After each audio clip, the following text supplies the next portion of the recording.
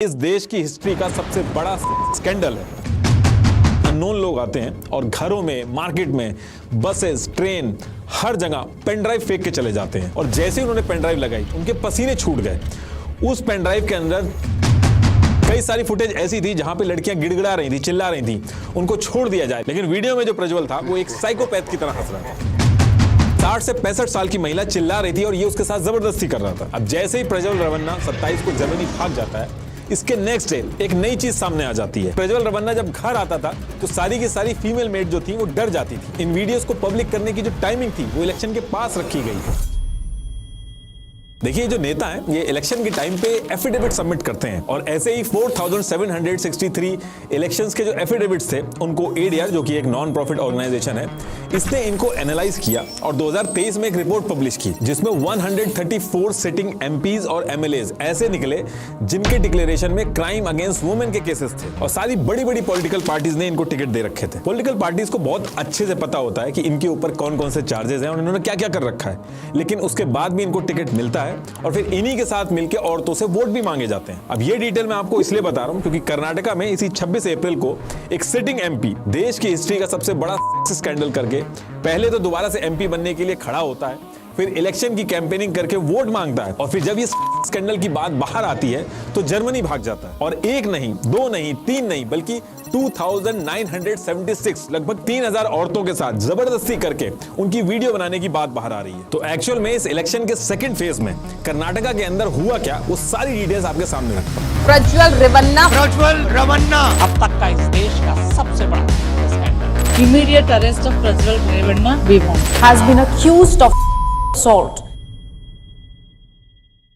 तो देखिए, ये तो आपको पता ही है कि इलेक्शन के जो फर्स्ट और सेकंड फेज है वो हो गए हैं और बाकी जगह इलेक्शन अभी होने हैं। और कर्नाटका जो है वहां पे 28 कॉन्स्टिट्यूएंसी है जहां पे इलेक्शंस होने हैं। इसमें से 26 अप्रैल 2024 को 14 कॉन्स्टिट्यूएंसी पे इलेक्शन हो चुके हैं और बाकी बची हुई जो 14 कॉन्स्टिट्यूएंसी है वहां पे 7 मई 2024 को इलेक्शन हो जाएंगे। और इसके लिए कर्नाटका के अंदर इंडिया अलायंस ने कांग्रेस के 28 कैंडिडेट खड़े किए हैं और बीजेपी ने 28 सीट पे अपने कैंडिडेट खड़े किए और बाकी जो 3 सीट्स हैं उसको बीजेपी ने अपने alliance JDS, Janata Dal secular जो है, उसको दे दिए। वहां पे वो अपने कैंडिडेट खड़े करेंगे। और जेडीएस जो पॉलिटिकल पार्टी है ये अपना सपोर्ट जो है वो चेंज करती रहती है। जैसे 2019 के जनरल इलेक्शन में जेडीएस जो थी वो कांग्रेस के साथ थी, लेकिन इस बार सितंबर 2023 में बीजेपी के साथ आ गई और नेगोशिएशन के बाद जैसे मैंने बताया था आपको कि बीजेपी ने इनको 3 सीट्स दी हैं। और ये जो 3 सीट्स थी जो कि बीजेपी ने जेडीएस को दी थी, इन 3 सीट्स में से एक सीट पे जेडीएस ने देश के फॉर्मर प्राइम मिनिस्टर के पोते प्रज्वल रवन्ना को खड़ा किया। प्रज्वल रवन्ना जो है ये अभी भी सिटिंग एमपी हैं हसन कॉन्स्टिट्यूएंसी से और इनका परिवार जो है, इनकी बहुत अच्छी पकड़ है इस कॉन्स्टिट्यूएंसी में। और ये जो हसन कॉन्स्टिट्यूएंसी है जहां से ये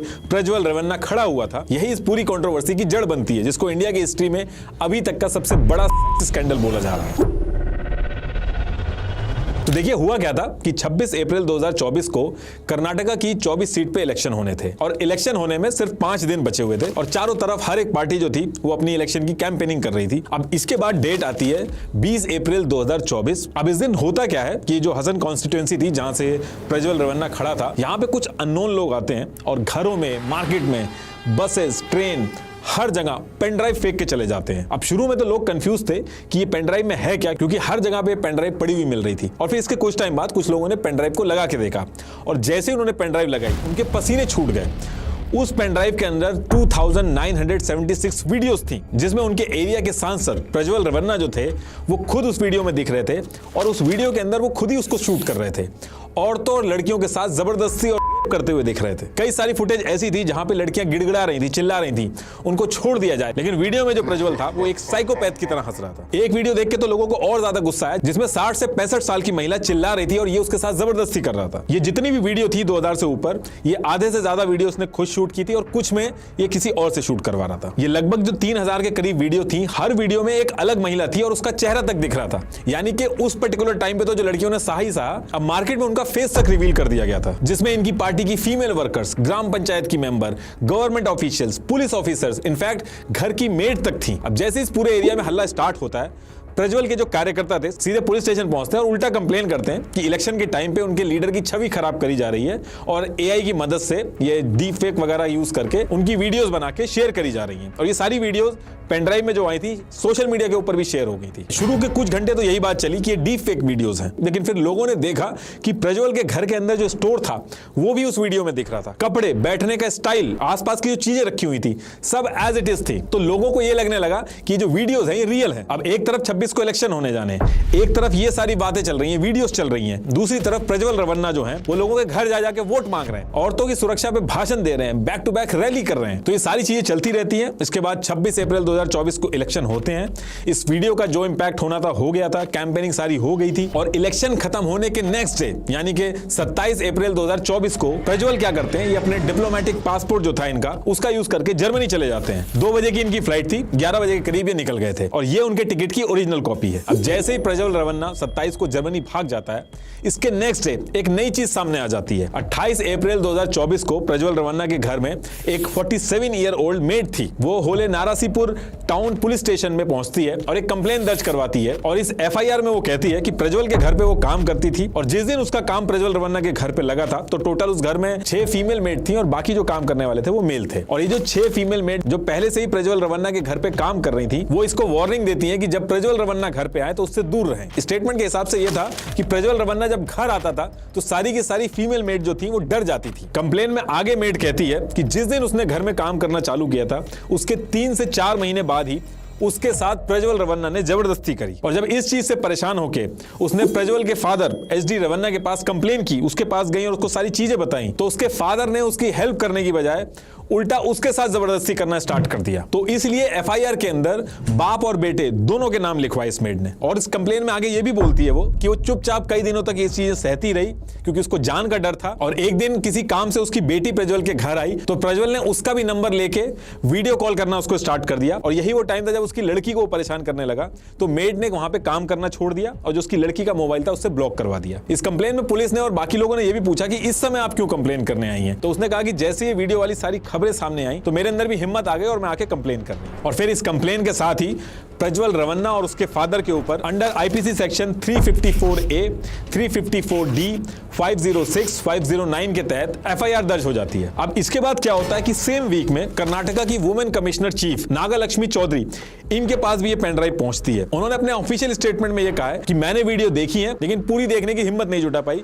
इस वीडियो को देख के आपका खून खौल उठेगा। इस वीडियो में लड़कियां गिड़गिड़ा रही हैं, अपने आप को बचाने के लिए हाथ जोड़ रही हैं और इसके बाद वो कहती है कि ये इस देश की हिस्ट्री का सबसे बड़ा सेक्स स्कैंडल है। इन वीडियोस में जो लड़कियां थी नागा लक्ष्मी जी के पास कुछ लड़कियां उनमें से पहुंचती भी हैं, कुछ ने उनको व्हाट्सएप पे भी रीच किया। बिना अपना नाम डिस्क्लोज करे सारी डिटेल्स बताई। I also received a few videos on my WhatsApp. That means the circulation of videos have been made up by the time.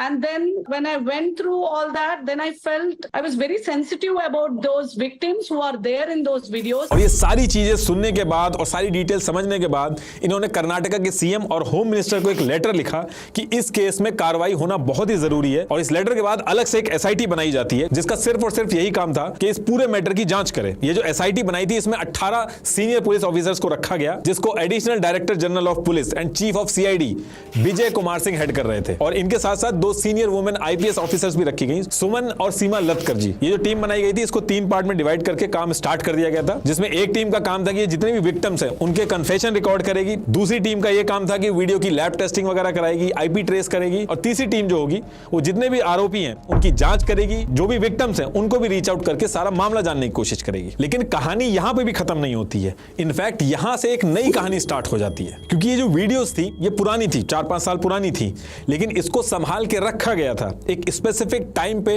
Public किया गया इसको। इन वीडियोस को पब्लिक करने की जो टाइमिंग थी वो इलेक्शन के पास रखी गई और इसी चीज को लेकर पॉलिटिक्स स्टार्ट हुई और जो कहानी बाहर आई वो भी बहुत यूनिक है। एक्चुअली प्रज्वल रवन्ना की जो फैमिली थी उसमें एक कार्तिक नाम का ड्राइवर था। ये इनकी फैमिली का बहुत ही ट्रस्टेड आदमी था। 15 साल से भी ज्यादा से इस फैमिली के साथ ये काम कर रहा था। पहले प्रज्वल के जो पिताजी थे उनके साथ ये काम करता था और फिर आगे चल के प्रज्वल रवन्ना के साथ जाके जुड़ गया था। प्रज्वल रवन्ना की हर एक चीज इसको पता रहती थी। कहा जाता है कि इतना ट्रस्टी लालची आदमी था कि जो बेनामी जमीन वगैरह होती थी वो तक इसके नाम कर दी गई थी और जरूरत पड़ने पे इससे वापस ले ली जाती थी। और ऐसे ही साल 2022 में इस ड्राइवर के नाम होलेनारसीपुरा में 16 एकड़ जमीन जो थी वो इसके नाम कर दी गई थी। और ड्राइवर का कहना है कि सारे पेपर इसके पास है, ये जमीन इसकी है, लेकिन जो लोग जानते हैं उनका कहना है कि जो रेवन्ना फैमिली है उन्होंने इसको ये जमीन दी होगी और बाद में जब ये वापस मांग रहे होंगे तो ये इशू कर रहा होगा। तो यही जो 16 एकड़ जमीन थी ये इस पूरी कंट्रोवर्सी की जड़ बनती है। तो अब होता क्या है कि रेवन्ना फैमिली जो है इस ड्राइवर कार्तिक से इस जमीन को बेच के पैसे वापस मांगती है और ड्राइवर शुरू में तो कई दिन तक घुमाता है और उसके बाद जब बात हद से आगे बढ़ जाती है तो मार्च 2023 में नौकरी छोड़ देता है। इसके बाद भी इसको कई बार धमकी वगैरह मिलती है,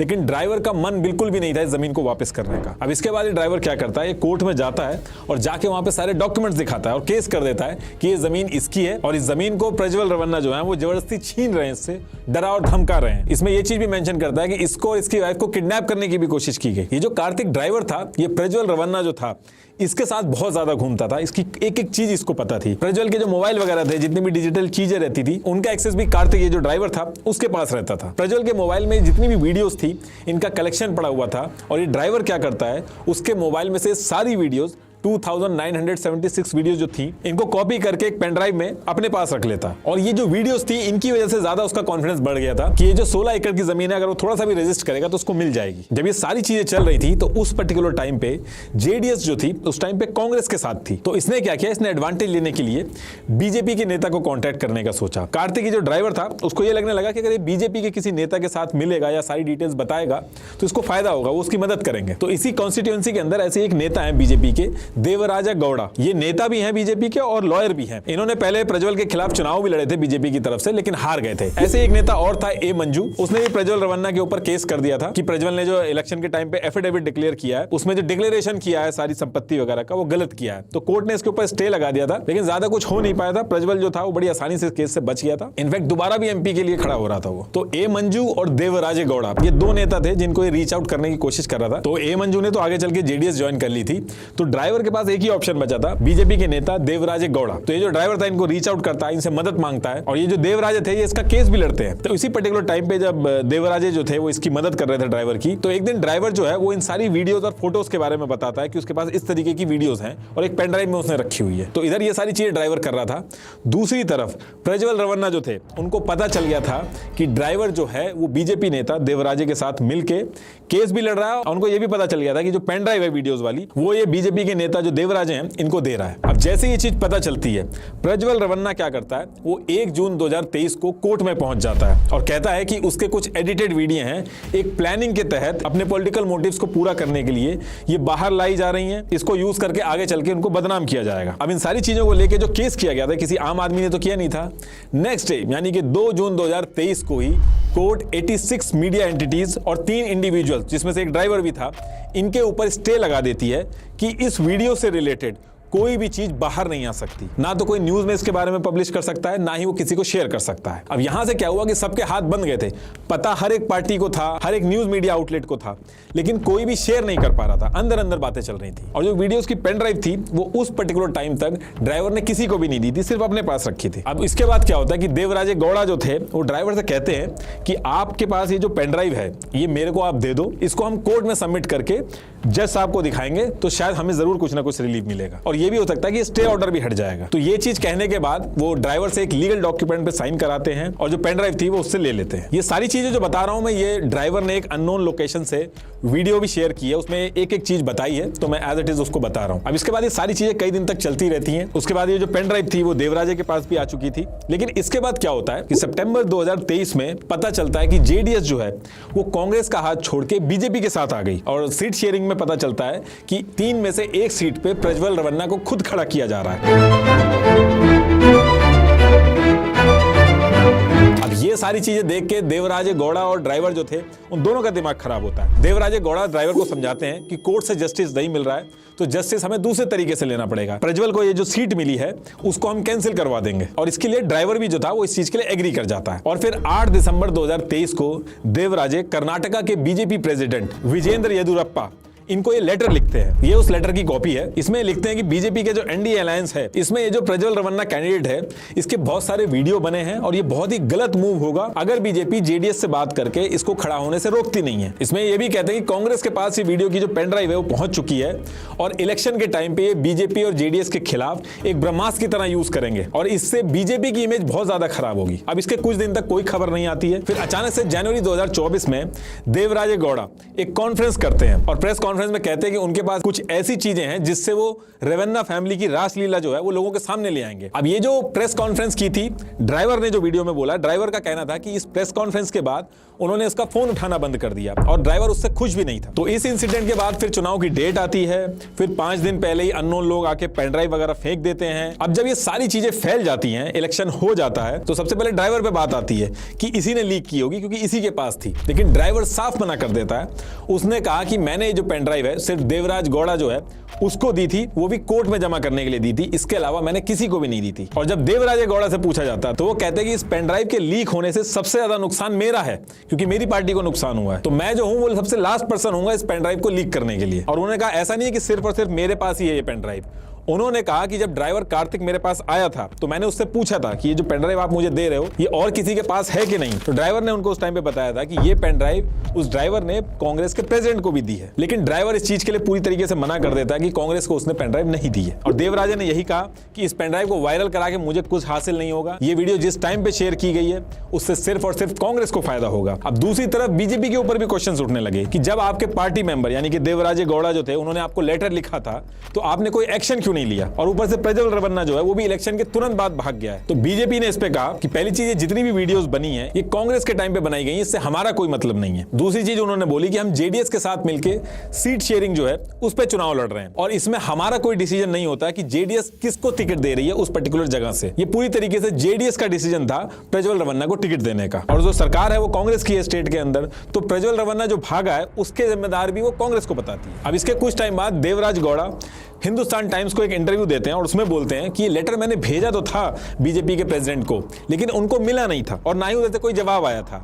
ईमेल किया था उन्होंने तो वो ईमेल बाउंस बैक हो गया था और व्हाट्सएप भी किया था उन्होंने, लेकिन उनका कहना था कि शायद बीजेपी के जो प्रेसिडेंट है उनको मिला ही नहीं होगा। हमारा बीजेपी का नेता कौन कौन है वो सब मैं हाईकमांड पूरा लेटर लिख के भेजा, ये हमारा लेटर वो नहीं पढ़ा, वो लेटर भी नहीं देखा, रिस्पॉन्स भी नहीं आएगा। और दूसरी तरफ कांग्रेस कह रही थी कि बीजेपी को बहुत अच्छी तरीके से पता था प्रज्वल के वीडियोस और पेन ड्राइव के बारे में, और उसके बाद भी बीजेपी ने उसको टिकट दिए जाने से रोका नहीं बल्कि उसको वोट देने के लिए प्रमोट किया। और जेडीएस ने तो सारा का सारा इल्जाम उठा के कांग्रेस के ऊपर लगा दिया। उन्होंने सबसे पहले तो प्रज्वल रमन्ना जो है उसको अपनी पार्टी से हटा दिया। दूसरी चीज जेडीएस ने बोली कि कांग्रेस के deputy chief minister DK Shivakumar ने ये सारी की सारी वीडियोस लीक कराई हैं, और वो इसलिए लीक कराई हैं क्योंकि 2 से 3 सीट पे बहुत क्लोज कंपटीशन था, तो उसको जीतने के लिए ये सारी चीजें की गई हैं। अभी करंट सिचुएशन ये है कि प्रज्वल ने ट्वीट किया कि वो भागा नहीं है, जरूरी काम से बाहर गया और वो वापस आ जाएगा। उसके लॉयर ने भी इस चीज पे रिप्लाई किया है। लेकिन इस पूरे पॉलिटिकल ड्रामा में सबसे ज्यादा जो नुकसान हुआ उन लड़कियों का हुआ। उन्होंने जो झेला उस टाइम पे वो तो झेला ही झेला, उसी के साथ साथ इलेक्शन से कुछ ही दिन पहले अपने पॉलिटिकल मोटिव को पूरा करने के लिए इन सारी लड़कियों के चेहरे बाहर आ गए। तो इस पूरी पॉलिटिक्स की जो सबसे बड़ी शिकार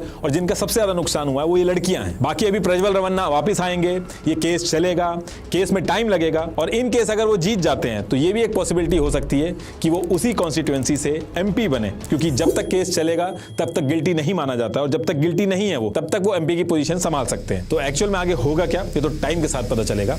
थैंक यू।